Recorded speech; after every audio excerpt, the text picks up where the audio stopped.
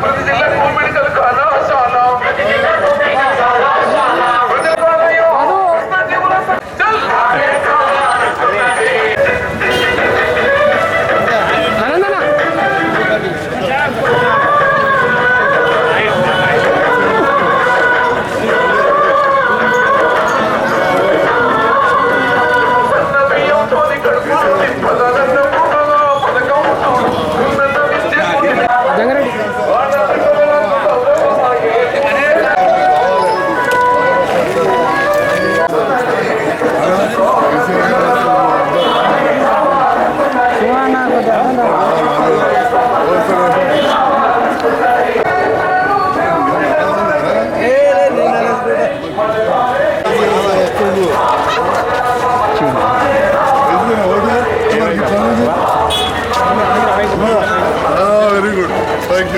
ఈ కార్మిక చేసిన చెప్పిందా అదే సార్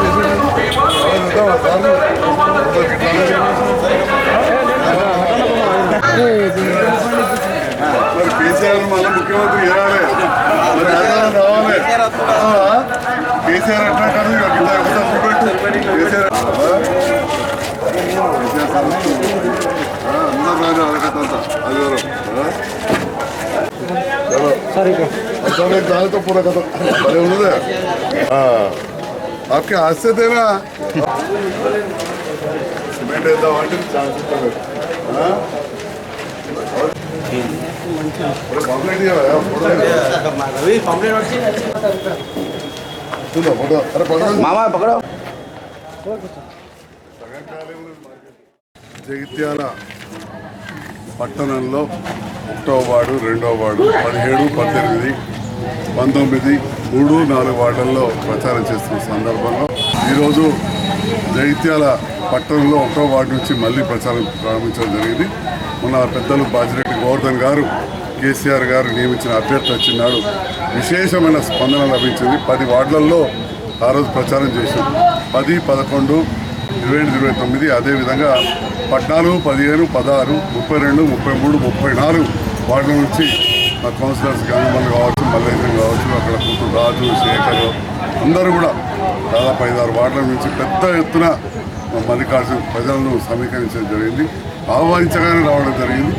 మరి అదేవిధంగా కేసీఆర్ గారు జగిత్యాలకు 5వ తేదీ నాడు ఆదివారం సాయంకాలం వస్తున్న సందర్భంలో మేము మా పార్టీ వార్డుల అధ్యక్షులు అందరం కలిసి ఈ రకంగా ఒక ఆహ్వాన పత్రిక ముద్రించి ఇంటింటికి ఆహ్వాన పత్రిక ఇవ్వడం జరుగుతోంది. ఎందుకంటే జగిత్యాల పట్టణానికి ఎన్నడూ లేని విధంగా ఊరు పుట్టినప్పటి నుంచి ఎంత దవాఖాన ఉందో అంతకు 6 అంతల పెద్ద దవాఖాన మంజూరు చేశారు.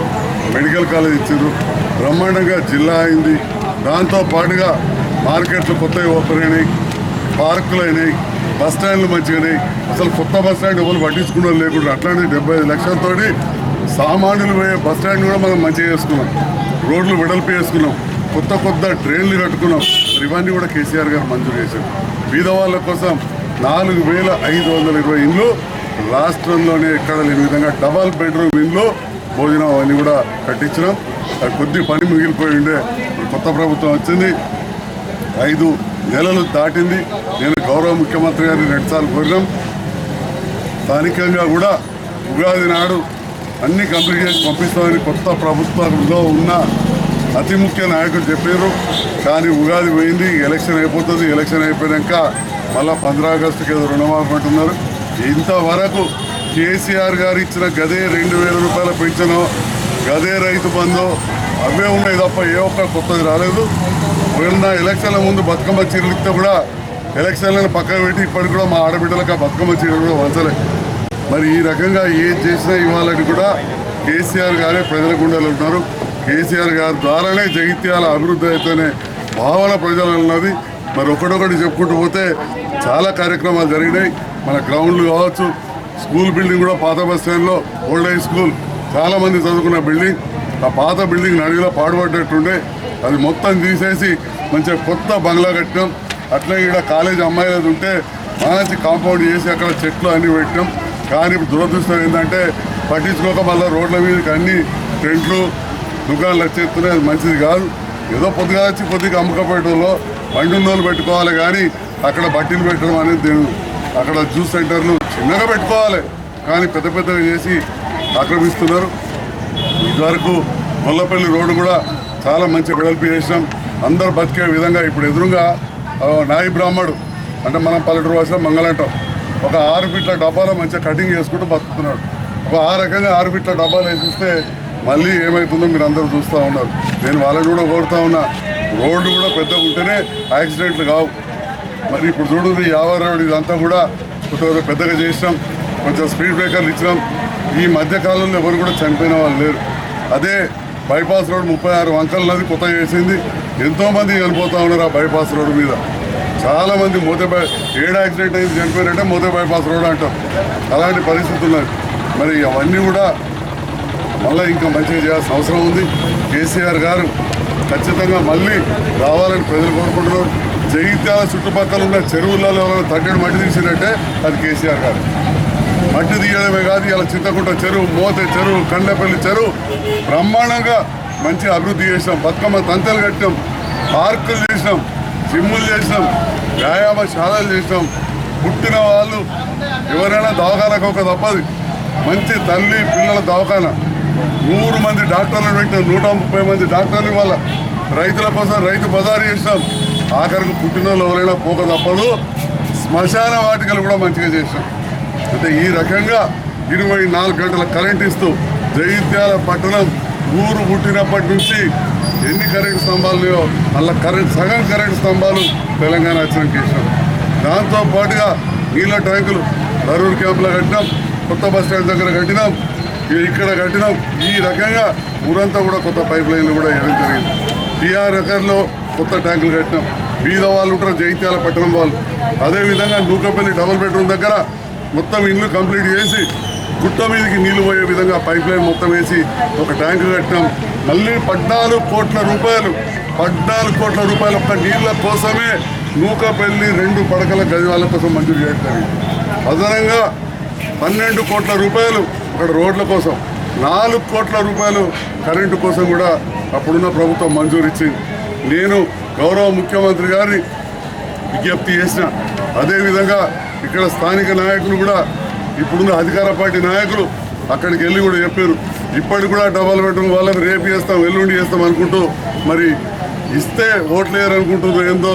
ఎందుకంటే బీఆర్ఎస్ పార్టీ కేసీఆర్ గారి నేతృత్వంలో మరి నన్ను ఆనాడు గెలిపించారు. రైతమ్మ గారి సహకారంతో నేను నా వంతుగా కష్టపడి మరి 4520 ఇళ్ళు అంటే 20,000 రూములు, 20,000 మంది ఉండే విధంగా అక్కడ రూములు కట్టినాం. 20,000 జనాభా ఉండే. మరి 20,000 జనాభాను 5 నెలలు దాటిపోయింది ప్రభుత్వం వచ్చి. అంతకుముందేమో 2 నెలలు ఎలక్షన్ కోడ్ ఉంటుంది. 7 నెలలైంది ఇల్లు కంప్లీట్ చేసి, ఇళ్ళ పట్టాలు ఇచ్చినాం. మరి ఇప్పుడు వచ్చిన ప్రభుత్వానికి ఎన్ని సంవత్సరాలు ఉంటుందయ్యా? ఇట్లాంటి 6 నెలలు అంత కొడితే ఇంకొక 4-9 ఉంటాయి. అంటే ఒకటి అయిపోయింది, ఒక పాల అయిపోయింది, 20% అయిపోయింది. ఎవరికైనా అంతే ఉంటుంది. ఇంక ఎలక్షన్ కోడ్ అవి అయిపోయారు. అందుకోసం మరి నేను ఏదైతే ఈ డబల్ బెడ్రూమ్ ఇల్లు అయిన తర్వాత కొద్ది పని మిగిలింది. ఏదో అప్పుడప్పుడు శాస్త్రం చెప్తుండ్రు ఏది పోయింది పోక దిక్కింది అన్నట్టు, కొద్దిగా ఎవరైనా ఇంటికి లాస్ట్ చేసుకునేది కరెంటే, ఇళ్ళకి ఇచ్చేది. మెయిన్ రోడ్డుకి ఎప్పుడో ఉన్నాయి. మరి అట్లాంటివి అన్నీ కూడా చేయాలి, నీళ్లు చేయాలి, డ్రైనేజ్ వ్యవస్థ ఉన్నది. మరి అప్పుడు మొదలుపెట్టినప్పుడు భూదాత అని చెప్పి రోడ్డు తీసిండ్రు. ఇప్పుడు ఆ రోడ్డు బంద్ ఉన్నది. ఆ రోడ్డు బంద్ ఉంటే బాధ ఏంటంటే అక్కడ డ్రైనేజ్ నీళ్లు బయటకు పోయే పరిస్థితి లేదు. ఇప్పుడున్న ప్రభుత్వం ఖచ్చితంగా అవన్నీ కూడా బాధ్యత తీసుకొని ఆ 4520 మందికి కరెంటు నీళ్లు మాత్రమే వాళ్ళు చేసేది ఏం లేదు, మోరీ కట్టాలి. ఆ నీళ్ళకు కూడా పైసలు మంజూరు చేసినాం, కరెంటు కూడా మంజూరు చేసినాం, మోర్లకు కూడా మంజూరు చేసినాం. ఇప్పటికే దాదాపు ఒక 15 కోట్ల రూపాయల రోడ్లు వేసినాం. అక్కడ 15 కోట్ల రూపాయల రోడ్లు వేసినాం. కాబట్టి దయచేసి కోరేది ఏంటంటే 300 కోట్లు గత ప్రభుత్వం కేసీఆర్ గారి నేతృత్వంలో నేను శాసనసభ్యుడిగా అప్పుడున్నప్పుడు కట్టించాం. దాదాపు 300 కోట్లు పెట్టాం.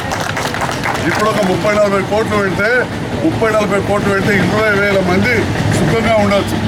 ఈ 20,000 మంది బయట ఉంటే నేను అనుకుంటా ప్రతి నెల ఒక్కొక్కళ్ళకు 1000 రూపాయల కిరాయి వేసుకున్న కోట్ల రూపాయల సంవత్సరానికి కోట్ల రూపాయల కిరాయి పడతాం. నీళ్ళకెళ్ళి ఉన్నారు, త్వరగా చేయాలని చెప్పి కోరుతూ మరి కేసీఆర్ గారు 5వ తేదీ నాడు జగిత్యాలకు వస్తున్నారు. కొత్త బస్ స్టాండ్ నుంచి పాత బస్ స్టాండ్ దగ్గర రోడ్ షో ఉన్నది. ఆ రోడ్ షోకి అందరూ కూడా రావాలని వారు ప్రతిపాదించిన నికాసైన రైతు నాయకుడు బాజిరెడ్డి గోవర్ధన్ గారు, సీనియర్ నాయకుడు, 4 సార్లు నిజామాబాద్ జిల్లాలో ఎమ్మెల్యే గెలిచిన వ్యక్తి, ఆర్టీసీ చైర్మన్గా గెలిచిన వ్యక్తి బాజిరెడ్డి గోవర్ధన్ గారు కార్డు గుర్తుకు ఓటేయాల్సిందిగా కూడా ఈ సందర్భంగా మేము మా నాయకులు యువత అందరూ కూడా ఇంటింటి తిరుగుతూ ఈరోజు రైతు బజార్లో కూడా మేము ప్రచారం చేస్తున్న సందర్భంలో విశేషమైన స్పందన వస్తున్నది. మరొకసారి ఈ ఆదివారం నాటి ఈ కార్యక్రమాన్ని విజయవంతం చేయాల్సిందిగా కోరుతున్నాను.